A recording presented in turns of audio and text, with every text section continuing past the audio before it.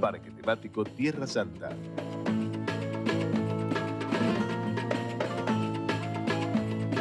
Todo es posible.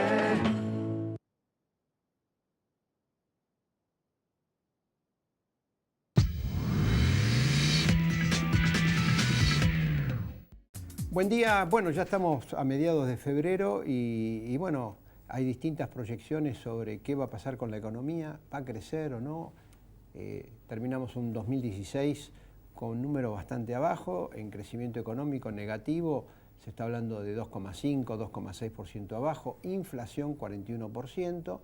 Y bueno, hay distintas proyecciones de qué puede llegar a pasar en la economía este año, teniendo en cuenta un contexto internacional que evidentemente no es del todo bueno, está Donald Trump de por medio, está la situación compleja en Brasil y además ya en estos días hemos debutado con una inflación que va mucho más allá de las proyecciones del gobierno, porque para esta altura del partido el gobierno estaba diciendo que la inflación iba a estar por debajo del 1,5 y ya febrero aparentemente por lo de la luz, por el aumento del precio del pan y todos los derivados de la harina, aumento en los peajes que fueron muy fuertes, el tema también de aumento de las prepagas, ya está dando una inflación de más del 2%, que se mantendría también así en los próximos meses porque en el medio está, reinicio de las clases, la cuota de las escuelas privadas, en abril hay un nuevo aumento de las tarifas del gas. Bueno, todo esto, por eso lo convocamos a Marco Lavagna, que es diputado nacional por el Frente Renovador, sigue muy de cerca todo lo que tiene que ver con la economía para que nos diga, bueno, qué puede llegar a pasar este año y cómo los argentinos nos tenemos que preparar para hacer frente a este año que, bueno, hay muchas incógnitas que develar. Gracias por dialogar y charlar con nosotros esta mañana. ¿Qué tal? Bueno, esta ha sido la introducción. Coincido 100% con el análisis que haces. Yo creo que después de una caída muy fuerte del año pasado, porque más allá del número estadístico también hay que verlo en términos de percepción o de impacto en la gente, donde la caída o si se quiere el impacto negativo fue muy grande. Si se quiere en el 2014, que vos tuviste una situación bastante similar. Con la devaluación de Kicillof. Con la devaluación, el tarifazo también que hizo Kicillof, pues sí. Fue un proceso parecido. El impacto quizás se vio un poquito menos, o por lo menos se sintió. ¿Por qué? Porque venías de años donde estabas un poco más holgado, venías un poco mejor. El 2016 fue un año donde, primero, tuviste el impacto muy negativo del 2016, pero además venías con el deterioro de los años anteriores, con lo cual la percepción en el deterioro del salario, del poder adquisitivo, fue mucho más grande. Y 2017... por lo menos por lo que se ve, no parecería ser un año donde vas a tener una recuperación que se sienta en el bolsillo. Ahora, se está hablando de 3% de crecimiento algunos menos, otros inclusive lo ponen en duda. ¿Cómo están viendo el panorama? ¿Puede haber un repunte de la economía? Algunos dicen, bueno, puede haber un repunte, pero muy segmentado, algunos sectores beneficiados por el hecho de que hay un sector de la población que le fue bien y bueno, va a comprar quizá más autos, inmuebles también por la plata del blanqueo, pero que hay otros sectores que donde entre la importación y el bolsillo de la gente que no alcanza, digamos, aparecen más perjudicados. Yo estoy en esa tesitura más bien, donde yo creo que podés tener un crecimiento entre el 2 y el 3%, depende si soy un poquito más optimista o más pesimista. Ninguno de los dos escenarios, aunque sea el 2 o el 3, es un buen escenario. Es un crecimiento muy magro, sobre todo porque venís de una caída del año pasado y después siempre tenés un crecimiento vegetativo del año. Lógico. Entonces, el crecimiento ya sea 2 o sea 3% es magro. Pero además creo que va a ser un crecimiento que sea concentrado en algunos sectores que pueden recuperar. Ejemplo, obra pública, ¿algo puede recuperar? Sí, si el gobierno efectivamente pone en funcionamiento. Una cosa es que tenga la plata y después que se ponga en funcionamiento, ¿no? Porque todo el llamado proceso de licitación y todo lleva sus tiempos y requiere que el gobierno tenga mucha gestión en esto. Y por ahora no viene sucediendo así. Después algunos sectores, como por ejemplo la energía, sectores telecomunicaciones, Los vinculados campo. al campo. Ahí podés tener alguna recuperación, pero son sectores, el campo un poco menos, tiene otras particularidades, pero son sectores que en términos de generación de puestos de trabajo es muy poco la incidencia que tiene en la economía. ¿Cuáles son los sectores que tienen incidencia en la generación de puestos de trabajo? Las pymes. Y las pymes, la verdad, que vienen muy golpeadas por la caída del mercado interno. Recordemos que las pymes, primero que generan 7 de cada 10 puestos de trabajo, y después el 90% de las pymes solo le venden al mercado interno. Con lo cual, si vos tenés un salario o un poder de compra que no se recupera, un mercado interno en consecuencia que no se recupera, la pyme no se va a recuperar. Ahora, desde el Entonces, gobierno de Economía dicen lo siguiente: el salario se va a recuperar porque la inflación va a tender a la baja, e inclusive en estos días reafirman de que efectivamente se va a cumplir con la pauta esta del 17%. Sí. ¿Ustedes cómo lo están viendo? A ver, primero, el presidente me parece que el otro día ya empezó a Sí, porque tiró el cambiar un 20. poco el discurso. Esperemos que esté por abajo del 20. Dijo Eso el 20, sí. Con lo cual es una forma de empezar a cambiar la pauta. Yo creo que va a estar más cerca entre el 20 y el 25, más cerca del 25, si me guío por los aumentos tarifarios muy por arriba de lo que mismo esperaban las empresas. Pero en definitiva dependerá un poco que hagan con transporte, gas y agua, que todavía, si bien está más o menos definido, todavía no está del todo aplicado. Más peajes, me tira más la inflación al 25%. El tema del salario real, creo que ahí el gobierno tiene un problema de mensaje. Porque por un lado dice que los salarios no tienen que aumentar más del 18%, o por lo menos dejan trascender que el tope En las paritarias. Pero ya sabemos que la inflación va a estar por arriba del 20%, 25, entre el 20 y el 25, eso significa que el salario real volvió a perder poder adquisitivo. Y en el medio se tomaron medidas que, si bien no impactan estadísticamente el índice de precios, sí lo impactan al bolsillo. Ejemplo, la eliminación de la devolución del IVA con la compra de tarjetas. El 5% del IVA. Fue un error para mí importante. ¿Por qué error? Porque no había ningún motivo por el cual sacarle 7.000 millones de pesos, que son los que significa Y eso. bajar el gasto. ¿Qué? Bueno, es que para mí ese es el error. El gobierno está empezando a tener una mirada solo fiscalista de las cosas sin darse cuenta del impacto que tiene. Ejemplo, jubilaciones del otro día. Era el solo objetivo de ahorrarse entre 3.000 y 5.000 millones de pesos, pero a costa del jubilado. Lógico. Entonces, jubilados, asignaciones, etcétera, ¿no? Creo que está teniendo una visión media fiscalista que da un impacto peor en los salarios. Decía, paridad de 18, por lo menos en percepción, sí, o lo que quiere transmitir el gobierno.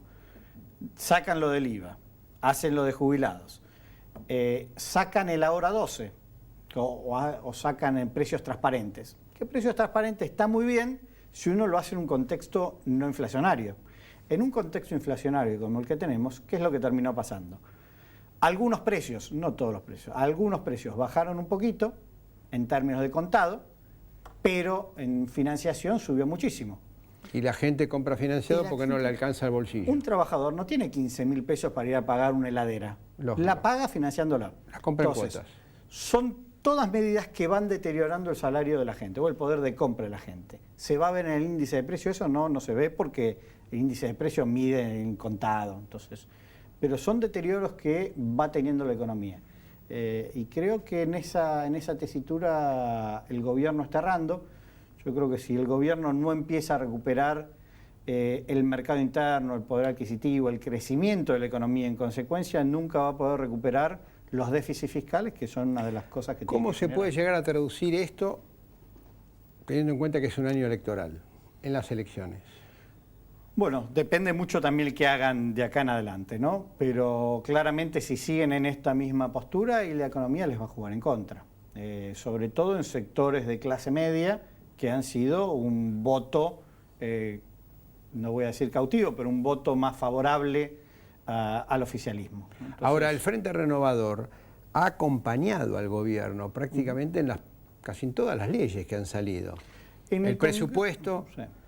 en lo de ganancias, en lo de la ART, estuvieron a favor. Bueno, cuando uno mira los principales proyectos del gobierno, bueno, siempre el Frente Renovador estuvo apoyando no aparece como crítico de la gestión, sino acompañando la gestión. ¿Es así? No, a ver, nosotros claramente somos una fuerza política opositora, y en eso hemos trabajado. Lo que no significa ser una oposición que simplemente dice que no. Todas las oposiciones que nosotros hemos tenido a lo largo de todo el 2016 en términos de agenda, las hemos volcado en los proyectos, los distintos proyectos. Hemos sacado más de 100 proyectos de ley en el Congreso el año pasado, en el 2016. Pero los principales... 70% de esos proyectos eran de la oposición, muchos del Frente Renovador, ejemplo... Tomemos ejemplo, ganancias. Ganancias fue un proyecto que al oficialismo hubo que sacárselo en tirabuzón. Sí, pero después finalmente de lo que salió en ganancias, ¿sí? Lo que salió, yo lo analicé bastante, salió una ley que es peor al proyecto original de Cambiemos. Porque el proyecto original de Cambiemos, en el curso de 3 años, planteaba una reducción o una suba del mínimo no imponible, cosa que ahora no aparece. Sí, nosotros ahí ustedes saben mal que planteamos una posición en diputados. Nos hubiera encantado poder negociarla con el Ejecutivo. El Ejecutivo lamentablemente no tuvo voluntad de arreglarlo. Cuando sale media sanción va a senadores y ahí diputados, que es donde nosotros tenemos la fuerza política, perdimos un poco de poder de cosas. Tiene algunas cosas que nosotros reclamábamos el proyecto de ganancia que son importantes, como el ajuste automático por el RIPTE, el tema de monotributos que no estaba contemplado, que se contempla, el tema de alquileres. Es cierto que en términos de lo que es las escalas, termina siendo un poco peor en los primeros años. Después termina siendo mejor. ¿Por qué? Porque tiene la actualización automática. Pero esa actualización, permanente. Claro, pero pasa lo siguiente, después de 15, 16 años de tener las escalas congeladas, había que haberlas subido. Coincidimos. Cosa que no se hizo. Coincidimos. Cambiemos decía, bueno, yo lo voy a hacer en 3 años. Sí, y finalmente, que no alcanzaba tampoco. Que no alcanzaba, pero por lo menos decía que lo hacía en 3 años. Y ahora se cortó en el primer año. No, porque el segundo, el tercero, el cuarto año se actualiza por el RIPTE. Sí, pero lo que yo perdí por la no actualización anterior está perdido, no se recupera. Bueno, nosotros, a ver, tenemos una teoría bastante más agresiva en términos del impuesto a las ganancias. Nosotros creemos que el impuesto a las ganancias, como sí, hay que cambiarlo completamente y ir a un esquema nuevo. Está bien, pero... El problema es en el mientras tanto como uno lo hace. Para mí, lo que termina saliendo de ganancia no es lo que me hubiera gustado que salga. Me parece que es más escaso del esfuerzo que se podría haber hecho. Aparte, si la inflación va al 25%, la suba del mínimo no imponible del año pasado, este año, que fue del 23%, finalmente se quedó corto. Inclusive sí, la suba del mínimo no imponible, ya no hablo de la actualización de las escalas. Yo coincido, yo creo que la modificación que se saca es más escasa de lo que se debió haber hecho, se podría haber hecho un esfuerzo mayor, pero esto requería, si se quiere, alguna voluntad, para no afectar las cuentas fiscales, de avanzar más fuerte con algunos tributos, ejemplo la renta financiera, que no tuvieron voluntad. Entonces, sigue desgravada. Sigue desgravada. Entonces, yo creo que eso fue uno de los problemas por el cual llevó a que se termine votando una ley que es mejor que lo que había, se hizo un avance, no es todo lo que se debió haber logrado, ¿no? Ahora, viendo el panorama laboral y social, digamos, se perdieron puestos de trabajo formales, se supone que en el mercado informal la pérdida debe haber sido mayor, y después tenemos niveles de pobreza que vienen de la época del kirchnerista, que lógicamente con el deterioro que hubo el año pasado tuvo que haberse incrementado. ¿Cómo la Argentina resuelve este gran problema? Porque todos los años se incorpora gente al mercado de trabajo, no hay oportunidad para la gente nueva, los que están adentro del mercado de trabajo han tenido un deterioro por la pérdida salarial, y a los niveles de pobreza, caminando por la calle, sin ninguna estadística, uno los palpas, los ve y los sufre todos los días viajando en el subte, en un colectivo o solamente circulando por la calle. A ver, creo que ahí primero hay que poner bien los objetivos de dónde pones las prioridades. Por eso que nosotros hemos hecho desde muy principio del año pasado mucho hincapié en el tema de las pymes. porque son los que generan puestos de trabajo. Pero en el medio generamos herramientas para la formalización del empleo precario, o los que están en negro, para llamarlo de alguna manera, cómo hacen para incorporarse al mercado formal, y lo mismo los planes sociales, cómo sirven de un puente al mercado formal de trabajo. Esto presentamos distintos proyectos Y no con prosperó incentivos eso. fiscales, todavía no prosperó. ¿Cuál es la lógica que tiene esto?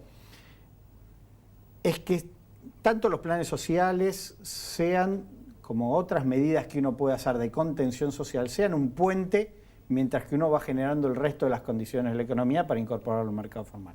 Esto tiene que ver también mucho con la incorporación de capacitación, porque lo que es cierto, que es una discusión no solo en Argentina, sino a nivel mundial, el cambio que está habiendo en términos del mercado de trabajo. Las nuevas tecnologías, cómo van sustituyendo puestos de trabajo o industriales en muchos casos, entonces hay todo un cambio de lógica a nivel mundial. Pero nosotros tenemos el doble desafío. ¿Cómo hacemos para salir de la informalidad o de los planes sociales? Y después, ¿cómo brindamos herramientas para que estas personas se vayan incorporando al nuevo mundo de trabajo? Esto también tiene que ver con beneficios, otro de los proyectos que hemos presentado, para la incorporación de personas adultas, mayores de 55 años. Pero ¿cómo sería, por ejemplo, para que la gente lo Básicamente son incentivos fiscales para al empresas. empleador, particularmente a las pymes, que incorporen nuevos trabajadores. Que tengan más de 50 años? Exacto. No sustitución de los que hoy no tiene por una persona mayor, Lógico. sino incremento de la nómina de personal. Y a su vez un fuerte programa de capacitación para que estas incorporaciones sean incorporaciones genuinas que después se puedan mantener en el tiempo y no mientras dure un beneficio determinado. Es una combinación entre darle herramientas a la pyme o sacarle un poco la presión tributaria a la pyme, dándole capacitación al trabajador para que pueda ir adaptando a los nuevos trabajos. Lo mismo en empleo joven, hay muchas cosas que se pueden hacer. Marco Labaña, de acá a un tiempo lo vamos a convocar nuevamente y vamos a hacer un balance de cómo está la economía y cómo están esas iniciativas. Primero, si prosperaron y si llegaron a prosperar, qué resultados pudieron haber tenido, porque evidentemente es un año de mucho desafío. Acá hay que ver, y una cosa que vos me decías antes de si somos oposición, que muchas veces acompañamos. Muchas de las leyes nosotros las hemos modificado, ejemplo holdout, que les consta que se modificó muchísimo, otras las hemos propuesto como la ley PYME. El problema después cuando también se llevan a la práctica. Una cosa es el texto que sale de la ley y otra cosa es la implementación, la reglamentación, que muchas veces se queda a mitad de camino. Y eso lamentablemente depende simplemente del Ejecutivo, que tenga voluntad de las buenas iniciativas llevarlas bien adelante. Muchas gracias. Y bueno, este ha sido nuestro diálogo con el diputado nacional del Frente Renovador, Marco Labaña. Nos reencontramos mañana y tenemos el compromiso de hacer este balance de aquí, algunos meses, para ver cómo está la economía argentina y cómo están estas iniciativas que se están discutiendo en el Parlamento.